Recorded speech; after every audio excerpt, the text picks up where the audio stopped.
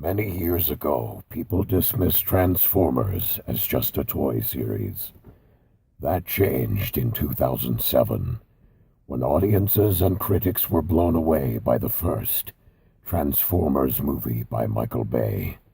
But ever since 2009, critics and audiences have relentlessly hated this series. Now, with the release of Bumblebee, this is the franchise's chance to convince the cynics that these movies are worth watching. And maybe this will win them over finally, because we just came back from Bumblebee and people are finally liking it. So, hi, welcome to End Credit Reviews, on an episode after the credits on End Credit Reviews. This is Tyler from End Credit Reviews. And Steven from Steven Lawson Studios. And another guest star of mine that's just been blown away by Steven's Optimus Prime impersonation. Oh my god!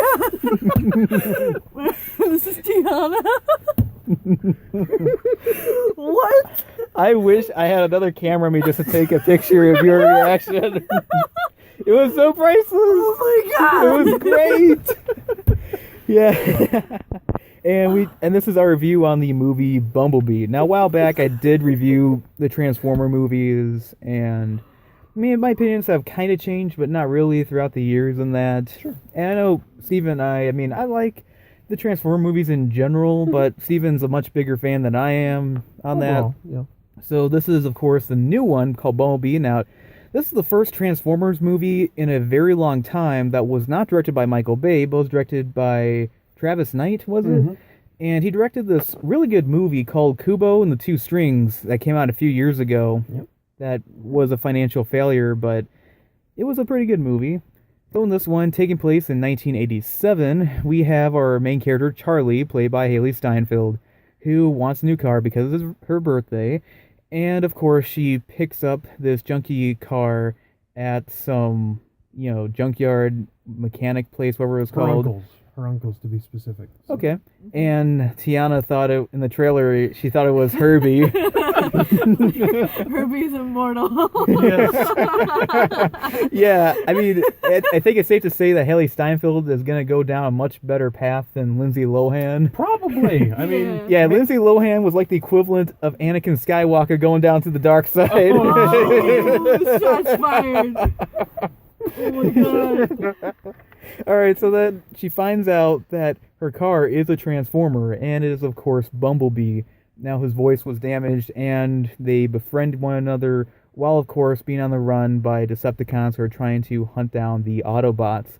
So, what did you think of Bumblebee, Steven? Well, overall, I definitely liked it.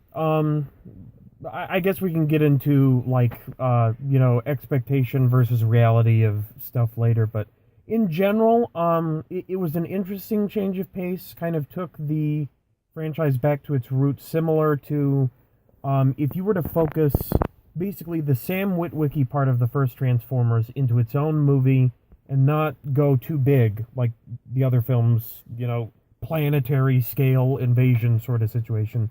This was basically what that was. And I think for a lot of people that's going to be a refreshing take.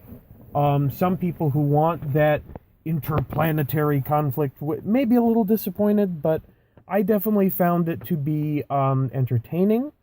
I will say the humor and stuff, as opposed to being raunchy this time, was a little more kiddie, I guess, which makes sense for, I guess, the advertising demographic they're going for.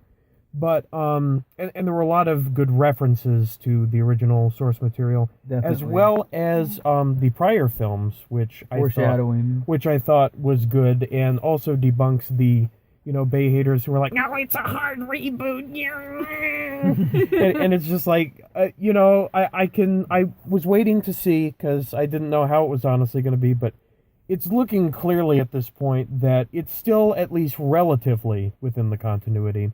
And I'm glad for that. But yeah, enough of my yapping. Let's have some other people. What did you think of it? I gotta say, I wasn't expecting the movie to take the turn that it did, because I've seen previews of other Transformer movies, and I thought it took a nice turn, just of a friendship between a robot and a girl, and what can take place even emotionally, in that world. Right. But I thought it was really interesting. The ending was I won't really give spoilers, but it was a little bit bittersweet for me. I kind of wanted more from the ending, just a little bit, you know. But other than that, I thought it was good. Even the parts where like you would consider it corny in the film, I think it was still nice in its own way. It was its own little beauty in it. You know, it was funny. It was really enjoyable overall. I relate to the girl in a lot of ways too. You know, so I like it. Well, yeah, because you're a girl, but just say the obvious there. Spoiler. I'm a girl.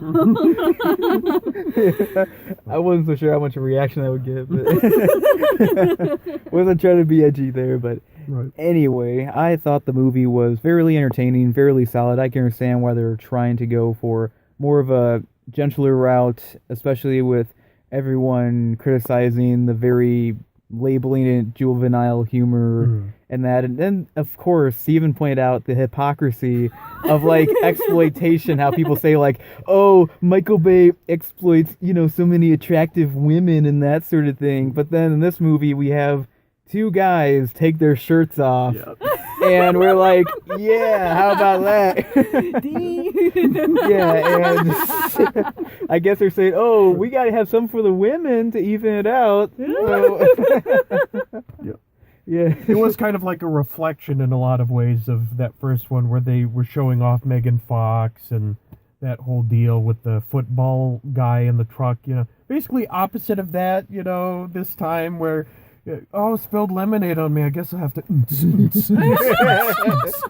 Or Rosie Hunter and Winley when they're in that car place, like, yeah, Right. look at the curves of this car. Evokes the ideal body. It's like, okay, Mr. Subtle. We know, you're still mad at Megan Fox for leaving the movie. Well, actually, she didn't leave, she got fired, but Right. not to split hairs, but Yep. anyway, I mean, there's some parts that were kind of goofy, like questionable. Like, there's a part where they're training, right? And there's the Humvees, and one of them has a harpoon on it. Like, are they gonna are they hunting for whales after I this? thought the same thing. I was like, that's for robots. I've never seen a harpoon on a Humvee before. I mean, I guess it makes sense for specifically that situation, but are you telling me they were sitting around with Humvees that it's like, I'm telling you guys, in 20 years, these harpoons are going to come in clutch. Yeah, whatever, Larry. You know, just like... You've been watching too much Creature from the Black Lagoon. Yeah. Which, by the way, I heard there's a new Creature from the Black Lagoon movie out, but it's called Aquaman. What's the deal with that? Oh. It's a big old lagoon. Yeah, right. Yeah. Also, there's a part where who are the two Decepticons, main ones in the movie? They're Shatter and Dropkick are their names. I don't think they actually ever mentioned them in the film, which was weird. Yeah. I was waiting for who were these characters' names. Yeah. The third at the beginning was Blitzwing. Lots of people were confusing him with Starscream. Yeah, and me I'm too. convinced actually that originally it was supposed to be Starscream, and then well, I'm not going to spoil things, but basically they had to change something up because of what happens in the movie. So Yeah, they can't be Starscream. That right. doesn't fit the timeline. Exactly. It made- He was in it for one shot, though. Oh, yeah, I remember now. It was on Cybertron earlier, and I'm not going to spoil anymore, but yeah.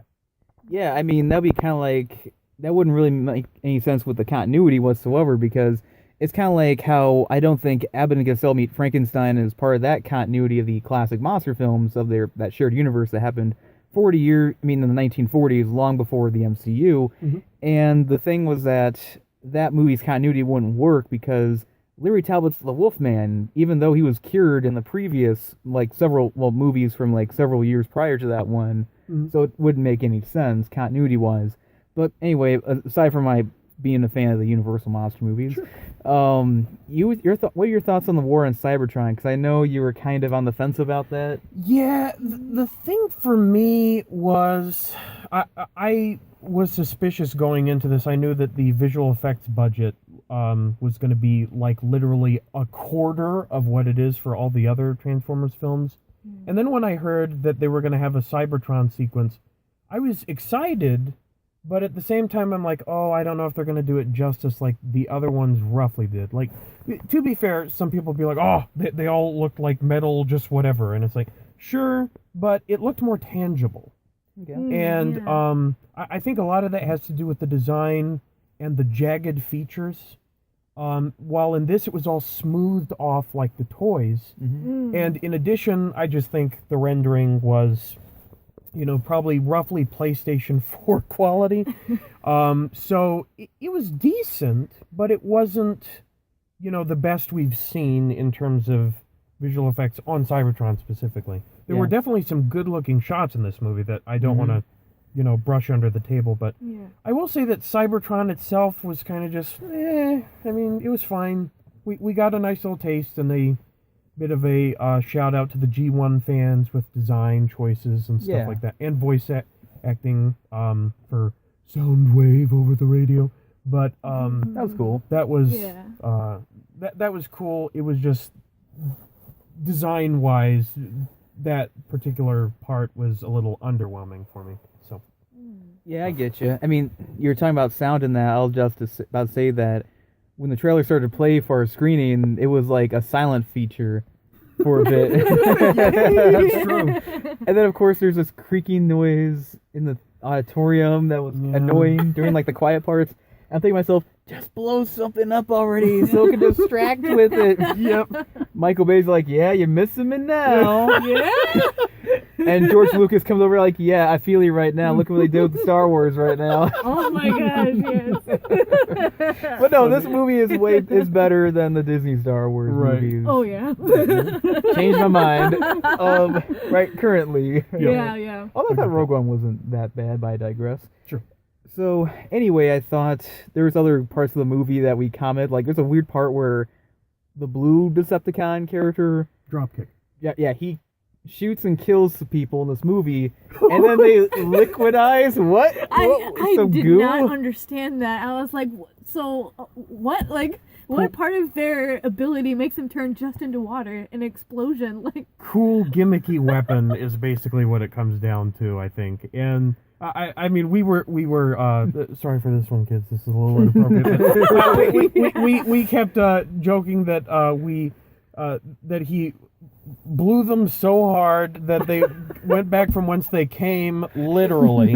oh, So, because it looked like that, just this goopy clear slime splattered across the floor, and it's like, whoa! Yeah, I mean, discount Dr. Manhattan, which, by the way, is a part where there's a montage of Haley Steinfeld's character, like, working on the car. The results were questionably bad, where I'm like, did she just multiply or something all of a sudden? I was like, wait, did she get people to help her? Oh, no, it's her. Yeah. Damn. Yeah. Yeah. Also, one character I think we should be talking about right now is John Cena. Wait, he was in it? I couldn't see him. Yeah. Are you sure about that? Yeah, I was waiting for him to interrupt a board meeting. They should have had the government people do a board meeting. Yes. And they should be talking about, like, with Decepticons, like he's not invited to it. And then he hears something, him peeking through the door. Are you sure about that? That would have been so hilarious. Oh my god. That would have been a home run. Why not? Yeah. But there was one part of this movie we all cheered at. That was a home run. It was when Bumblebee was trying to encourage Haley Steinfeld's character, Charlie, to go out and, have fun with these guys and try to prove herself that she can jump off this cliff off the waterfall. And To dive. It was a story element. Yes. Not commit suicide, as it could sound like otherwise. But yeah, kill yourself, kid. yeah, there's a part where they're cheering like dive. And they almost said die. It was so funny. It's a cult they ran into. Bumblebee 2018. Haley Seinfeld joins Death Cult. Wow, McMartin was more real than we thought it was. But all right, anyway, but the part I was trying to get to was there's music playing and we heard "You Got the Touch, You Got the Power." So good. I like that song, and of course it was from the Transformers the animated movie. The original from the 86 or 87, I think. That was a great decision. 30 years ago, I think, at this point. So Yeah. So Yeah. So what did you think of Charlie? And no, it's not Charlie J. Charlie, I actually liked. Mhm. I would dare to say she's either overall either my. I don't know if she's my first favorite I'm gonna turn the car on. human character pick. Just because I really do like certain aspects of Wahlberg and Shia individually, but at the same time, I'd say overall throughout, there wasn't kind of the zany aspects to her as prevalent as the other characters that kind of felt like, wait, what the just happened? Yeah, like Sam Witwicky. No, no, no, no, no, no, no, no, Yeah. no, no, no, no, no, no, no, no, no, no, no, no, no, no. And that was a definite improvement. That was definitely an improvement, but at the same time, I felt that her parents were worse. Yes. I felt her family was just like, Well, why are you here? You're terrible. If I you thought the know. parents, well, I don't know. I still think the parents from the Sam Witwicky movies, ones with him, was still more annoying. They're at least comparable. I mean, it's that's remarkable in its own right. That with all the complaints that happened for that family, that they still didn't manage to, okay, let's get some functional parents that don't actively shit their pants on screen. Yeah, I mean, it would have been kind of more refreshing to have a more down-to-earth family that acted more competent, I guess. Well, I'm Yeah. just saying, like, Yeah. I know not every family can be like, let's see, what would be like, they came from like the Dick Van Dyke Show, but Sure. I'm just saying, I folks. got like the trailer park vibe from this family. Oh, like, yeah. In terms of just like Oh yeah, there is a trailer park Yeah. couple in this movie, and he's like, "Oh, my car." yeah, my car. I got my car. So Yeah, that was great. That was. It was kind of weird how one of the Decepticons killed that guy, but he let the other woman live. Like, why? You're was leaving wondering witnesses. the same. Right. I was like, they just thought he was annoying as much as we thought he was. My car. They're both trash. That's expendable. It's true. Not to But- sound like a eugenist, Right. or whatever it's called, but Sure. anyway. But yeah, I mean, one character I legitimately had a problem with was the friend character. What was his name again? Oh gosh, wasn't it Memo or something? Yeah, and that's what I remember. It was Memo. What kind of name is Memo anyway? It's only a movie name. That's a name that someone would be called in a movie, and it's like, no, but what's your real name? Clarence. Like, Yeah, he was like the least competent friend I think Yeah. that could ever be with the main character. I'm trying to think if he did anything that was like, oh, he proved himself where he overcame something in this movie. He didn't. Just there. And what kind of thing I noticed was like, he works at the same job that she does, and he lives across the street. And I'm like, hi, how are you? Oh, hi, how are you? Like, is this guy like been following her around? I mean, it kind of had a little bit of horror element, but there's a part in the movie, speaking of horror elements, where, I mean, I think we should talk about spoilers right now. This Sure. is the spoiler part. Okay, cool. Okay, So fast forward to spoiler. this part if you want to. But anyway, there's a part in the movie, I swear, it reminded me of the original Halloween when it looks like, oh, Bumblebee might be dead in that, and then he comes up out of frame. Yeah. And I'm like, Michael Myers here, John Carpenter directed this shot. which would explain the poster of John Carpenter's The Thing in that kid's room. It would. Also, he probably got the reference of the Raiders of the Lost Ark poster because Michael Bay worked on that movie. That's true. He did. Yeah, a lot of people don't know that. Yep. That's kind of cool. Yeah. It is. Yeah, great start. Yeah. Anyway, but yeah, so it turns out like, oh, Bumblebee is not that bad, and he gets his memory back.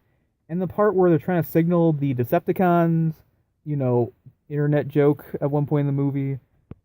Remember it's like a web of connections. Oh, and yeah. that- It's Yeah. totally like an inter-network or something. Just Yeah, and they're trying to figure it out, and there's a part where they put this device thing in the satellite tower.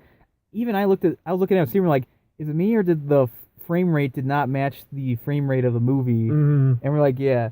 I mean, it kind of reminded me of Revenge of the Fallen at times, where I think the frame rate at times didn't really match up. I mean, it kind of reflected on how rush that movie was, sort of, Yeah. in a way, and also the writer's strike that was infamous during the late 2000s hurt Right. that movie a lot. True. So In the writing department, at least. Oh in yeah, general, definitely. I think so. I think the writing is the most important thing about any movie. If you can't get that right, then it's not going to be that well. And I'm happy that audiences have wised up. You hear that? Mortal Engines and Disney's Nutcracker and whatever realms, and A Wrinkle in Time and Yep. Robin Hood. Oh, he's got a whole list he's pulling out here. Just saying. Yeah, I swear there are so many movies out. I think I wouldn't be surprised if some heads of Hollywood like, all right, we're gonna have a bet this year. Who can make the biggest box office bomb of the year? They're betting, and whoever loses wins. Yeah, it's a big scam. You would see like the producers. It's like, oh yeah, Robin Hood's like, I got this top, but then Peter Jackson pulls it out. Like it's kind of like they're in a card game. Like here's my hand. Like, they're all impressing each other. Yep. It's like movie golf where you want to get the lowest number instead of the highest. Yes. So, Oh my god. Disney's like, yeah, whatever. A bunch of idiots are gonna go see the Disney live action remakes anyway. You know. So I can easily make this up. Oh man. And then of course we see like the end stuff with Bumblebee winning and that sort of thing. Not much of a surprise because it's a prequel. That's kind of the downside of prequels, I think. you know where it's going. Yeah. Mhm. I mean, prequels aren't bad. I mean, prequels can be pretty good. I mean, X-Men First Class, I think, is the best prequel ever made. And this one is fairly solid as well, I would say, as part. Sure. But I'm trying to think what else I wanted to bring up to mention. But there's a lot of good 80s references. Yeah, lots yeah. of good pop cultural references to.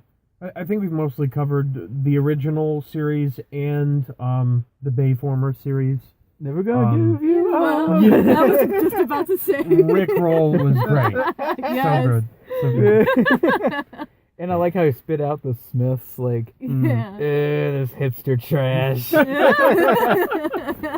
I'm gonna get like 3 dislikes for like, I dislike it. Who else disliked it because he talked trash to the Smiths? I created 5 accounts just to dislike this video. Puts down Blunt just to dislike.